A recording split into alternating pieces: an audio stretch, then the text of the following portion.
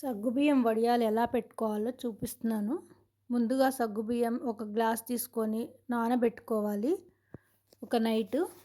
తర్వాత ఒక గిన్నె తీసుకొని దానికి ఒక గ్లాసుకి నేను 7 కప్పులు పోసుకున్నాను. 6 కప్పులైతే ఇంకా చిక్కగా ఉంటుంది. 7 కప్పులైతే కొద్దిగా పలసగా అవుతుంది.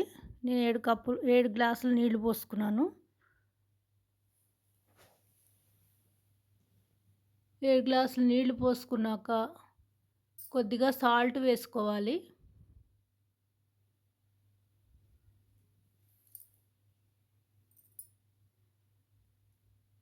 వాటర్‌కి తగినంత సాల్ట్ వేసుకోవాలి.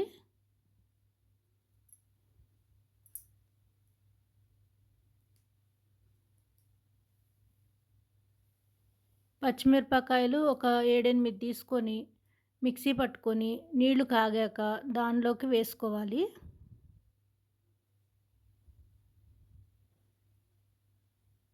తర్వాత ఇందాక సగ్గుబియ్యం రాత్రి నానబెట్టుకున్నాం కదండీ! వాటిని బరకగా కొద్దిగా మిక్సీ పట్టుకోవాలి.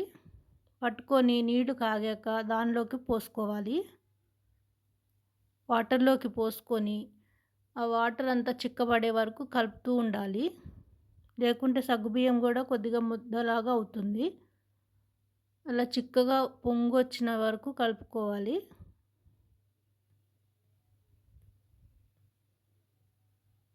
కలుపుకొని మనం పాలిథీన్ కవర్‌లో మీద ఇలా స్పూన్ తోటి పెట్టుకోవాలి.